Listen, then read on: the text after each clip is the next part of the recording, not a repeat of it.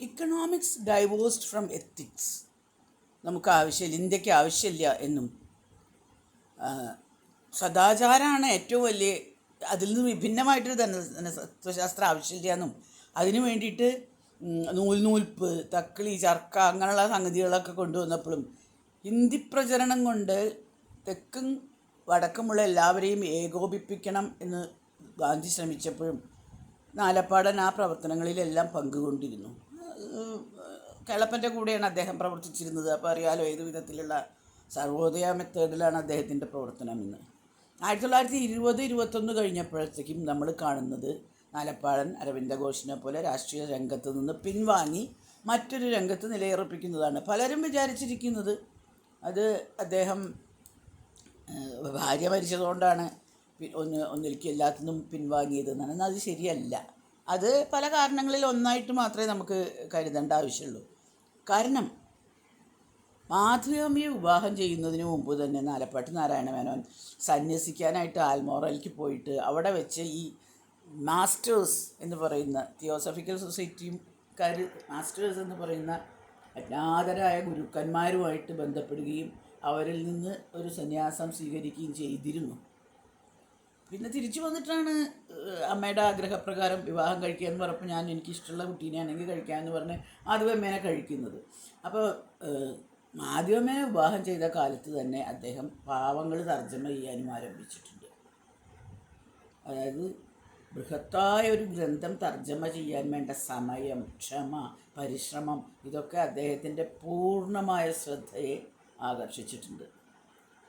അതോടുകൂടി അദ്ദേഹം തൻ്റെ ജീവിത ദൗത്യം ഓൾറെഡി കണ്ടെത്തി കഴിഞ്ഞിട്ടുമുണ്ട്.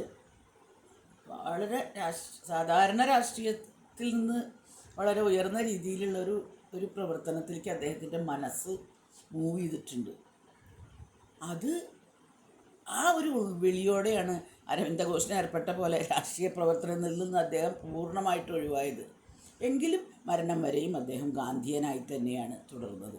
അതുപോലെ സദാചാരവും രാഷ്ട്രഭരണവും ഒന്നാണെന്നറിയുന്ന ഒരു ഭരണാധികാരി സംഘം നിങ്ങൾക്കുണ്ടോ എന്ന് ചോദിക്കുന്ന ഹ്യൂഗോയുടെ പുസ്തകം തർജ്ജമ ചെയ്യുമ്പോൾ ഗാന്ധിജിയെ പോലെയുള്ള മഹത് വ്യക്തികളാൽ നയിക്കപ്പെടുകയും ഭരിക്കപ്പെടുകയും ചെയ്യുന്ന ഒരു ഇന്ത്യയെ നാലപ്പാടൻ വിഭാവനം ചെയ്തിരുന്നു എന്നുള്ളതാണ് സത്യം. ദരിദ്രനാരായണനായ ഗാന്ധിജി ലോകത്തിലെ അനേകം പാവങ്ങളുടെ പ്രതീകമായിട്ട് ചക്രവാളങ്ങളെ കീഴടക്കും എന്ന് നാലപ്പാടിന് പരിപൂർണ വിശ്വാസമുണ്ടായിരുന്നു. അങ്ങനെ അത്രയും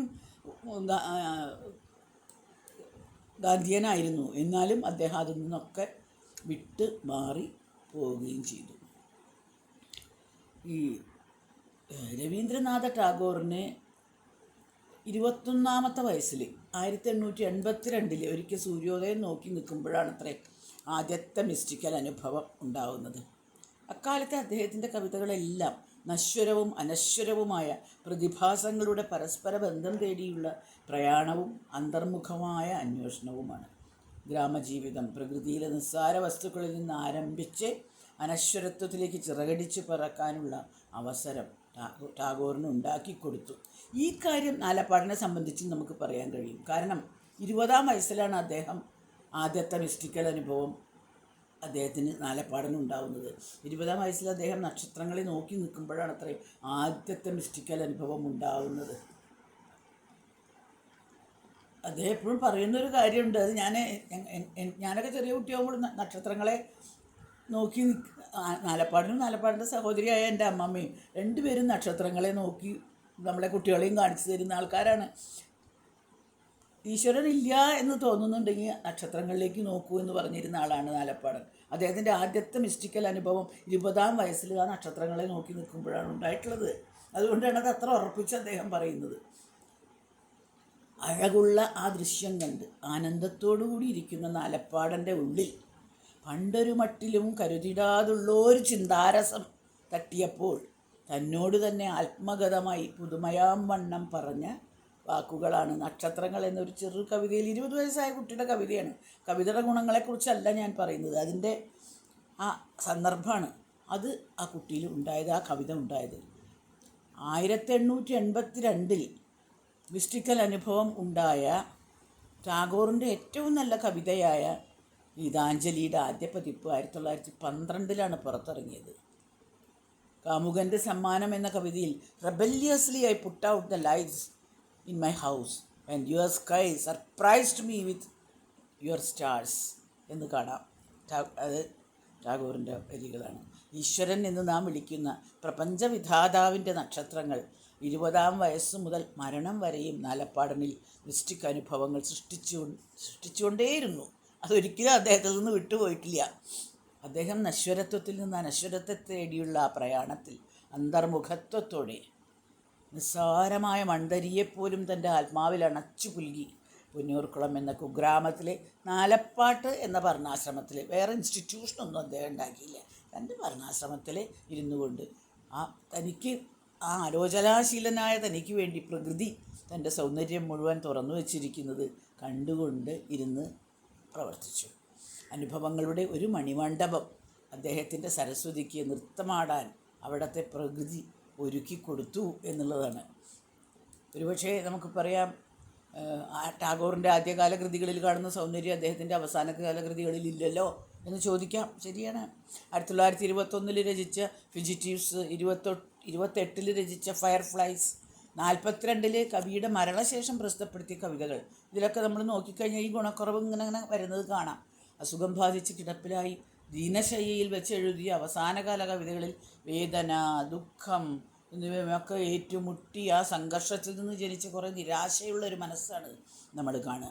കുട്ടിക്കാലത്തും യൗവനത്തിലും താൻ വിശ്വസിച്ചിരുന്നതിനെയൊക്കെ സംശയിക്കാൻ ആരംഭിച്ചുകൊണ്ട് കഷ്ടത്തിലായിപ്പോയ ഒരു മനസ്സാണ്. അത് ഗീതാഞ്ജലിയിൽ കാണുന്ന ശുഭാപ്തി വിശ്വാസമോ മിസ്റ്റിസിസമോ അവയിലില്ല എന്നുള്ളത് നമ്മൾ സങ്കടത്തോടുകൂടി നമ്മൾ കാണേണ്ടി വരും. അപ്പോൾ ഗീതാഞ്ജലിയുടെ കർത്താവിനെ പ്രശംസ കൊണ്ട് മൂടിയ W.B. യേറ്റ്സ് എന്ന ഐറിഷ് കവി അവസാനം അദ്ദേഹത്തെ തള്ളിപ്പറഞ്ഞു. കവിതകളിൽ കാണുന്ന ഈ വ്യത്യാസം കണ്ടിട്ടാണ് അദ്ദേഹം അങ്ങനെ തള്ളിപ്പറഞ്ഞത്. മാത്രമല്ല, ഗീതാഞ്ജലിയിലെ സൂക്ഷ്മദൃക്കായ കവിയെ അല്ല 1930 ഒരു ജർമ്മൻ ഫിലിം കമ്പനി ആവശ്യപ്പെട്ടതനുസരിച്ചിട്ട് ദ ചൈൽഡ് എഴുതി കൊടുത്ത ടാഗോറിൽ നമ്മൾ കാണാൻ കഴിയുന്നത്. വേറൊരാൾ ആവശ്യപ്പെട്ട് എഴുതുന്നതിന് നമ്മൾ എഴുതുന്നതിനേക്കാൾ എപ്പോഴും മൂല്യം കുറയും എന്നാണ് എൻ്റെയും അനുഭവം. അപ്പോൾ ഇവിടെ നമ്മൾ നാലപ്പാടനും ടാഗോറും തമ്മിലുള്ള പ്രകടമായ വ്യത്യാസം എന്താണെന്ന് ഞാനിവിടെ പറയാം. നാലപ്പാടിൻ്റെ ആദ്യകാല കവിതകളിൽ ഇല്ലാത്ത സൗകുമാര്യം അദ്ദേഹത്തിൻ്റെ അവസാന കാലത്തെ കവിതകളിലുണ്ട് എന്നുള്ളതാണ്. അതായത് ആ മിസ്റ്റിസിസം കൂടിക്കൂടി വരികയാണ് ചെയ്തിരിക്കുന്നത്. അതിൻ്റെ ഉദാഹരണം തീർച്ചയായും കണ്ണുനീർത്തുള്ളി മുതൽ ചക്രവാളം വരെയുള്ള കവിതകൾ വായിച്ചാൽ നോക്കാം, മനസ്സിലാവും. ചക്രവാളം എന്നുള്ള കവിത മിസ്റ്റിസിസത്തിൻ്റെ ടോപ്പാണ് അവസാന കാലമായപ്പോഴേക്കും. എന്നാൽ കണ്ണുനീർത്തുള്ളി എന്താ പറയുക, ഗാർഹികമായ ദുഃഖങ്ങളെയൊക്കെ തരണം ചെയ്തുകൊണ്ട് ഒരാൾ മുന്നേറുന്ന ഒരു ചിത്രമാണ് നമ്മൾ കാണുന്നത്. ചക്രവാളമാകുമ്പോഴേക്കും ആ മിസ്റ്റിസിസത്തിൻ്റെ പൂർണ്ണതയിലെത്തിയ ഒരു കവിയുടെ വിചാരങ്ങളാണ്. അപ്പോൾ ലാസ്റ്റ് എഴുതിയ അപ്രകാശിത കവിതകൾ 4 ഉണ്ടായി. അത് നമ്മൾ പിന്നെ അത് പ്രകാശിപ്പിച്ചു കേട്ടോ മാതൃഭൂമി.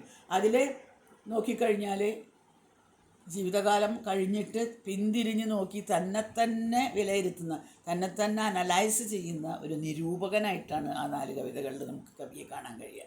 ആ വിലയിരുത്തലിലും നമ്മൾ നോക്കിക്കഴിഞ്ഞാൽ ആത്മവിശ്വാസവും ശുഭചിന്തകളുമാണുള്ളത്. സ്വന്തം ജീവരക്തത്തിൽ തൂലിക മുക്കി മാത്രം എഴുതണമെന്ന് നിർബന്ധമുള്ള നാലപ്പാടിനെ കൊണ്ട് ആർക്കും നിർബന്ധിച്ച് ഒരു കവിത എഴുതുമെന്ന് പറഞ്ഞാൽ കവിത അങ്ങനെ നിർബന്ധിച്ച് കവിത എഴുതിപ്പിക്കാൻ സാധിക്കുന്ന ഒരാളല്ല എന്നിവിടെ സന്ദർഭവശാൽ ഓർക്കുന്നു. ഒരു കഥ പറയുന്നേക്കാറുണ്ട് അമ്മയും അമ്മമ്മയൊക്കെ. ഒരിക്കൽ ഒരു കോലോത്തെ തമ്പുരാട്ടി അവർ വന്നിട്ട് ഒരു വലിയ ഇഷ്ടമാണ് കവിതകളൊക്കെ വായിക്കാൻ. അപ്പോൾ എന്നിട്ട് നാലപ്പാടൻ എനിക്ക് വേണ്ടി ഒരു കവിത എഴുതി തരൂ എന്ന് ചോദിച്ചു ഇത്രേ.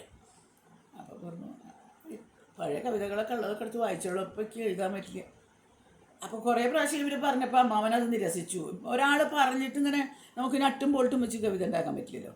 അപ്പോൾ ഇവർ പാവം അവർ പറഞ്ഞു, നാലപ്പാടൻ എത്ര കവിത എഴുതിയിട്ടുള്ള ആളാണ്, എനിക്ക് വേണ്ടി ഒരു 4 വരി എഴുതാൻ എന്താ അത്ര പ്രയാസം. അതുകൊണ്ട് അപ്പം നാലപ്പാടിൻ്റെ ലേശം നർമ്മബോധം ഉണ്ട് ആളാണ് പറഞ്ഞു. അപ്പോൾ തമ്പുരാട്ടി എത്രയോ പ്രാവശ്യം പ്രസവിച്ചിട്ടുണ്ട്, പക്ഷെ ഇപ്പം ഒന്ന് പ്രസവിച്ച് തരുമോ ചോദിച്ചാൽ പറ്റുമോ? കവിത ഇതുപോലെയാണ്, കവിത നമ്മുടെ ഉള്ളിൽ നിന്ന് സ്വയം പ്രസവിച്ച് വരണം എന്ന് പറഞ്ഞിട്ടുണ്ട്. അതുപോലെയാണ് ആൾക്കാർ പറഞ്ഞിട്ട് കവിത എഴുതാൻ സാധിക്കുന്ന ഒരു വ്യക്തിയല്ല നാലപ്പാടൻ. എനിക്കും അങ്ങനെയാണ് കേട്ടോ. എന്നോട് ആരെങ്കിലും വന്നിട്ടൊന്ന് കവിത എഴുതി തരുമെന്ന് പറഞ്ഞാൽ എനിക്ക് പറ്റില്ല. എനിക്ക് രാത്രിയുടെ യാമങ്ങളിലൊക്കെ സ്വയം എനിക്ക് എൻ്റെ തലയിൽ അത് വരണം, എന്നാലേ എനിക്ക് എഴുതാൻ പറ്റുള്ളൂ. അല്ലാണ്ട് ആരെങ്കിലും പറഞ്ഞിട്ട് ഇതിൻ്റെ കാര്യത്തിനെന്ന് പറഞ്ഞ് അങ്ങനെ എഴുതിയിട്ടുള്ള കവിതകൾ ഇല്ല എന്ന് തന്നെ പറയാം. അപ്പം അങ്ങനെയുള്ളൊരു ക്യാരക്ടറാണ് നാലപ്പാട്ട് നാരായണ മേനോൻ.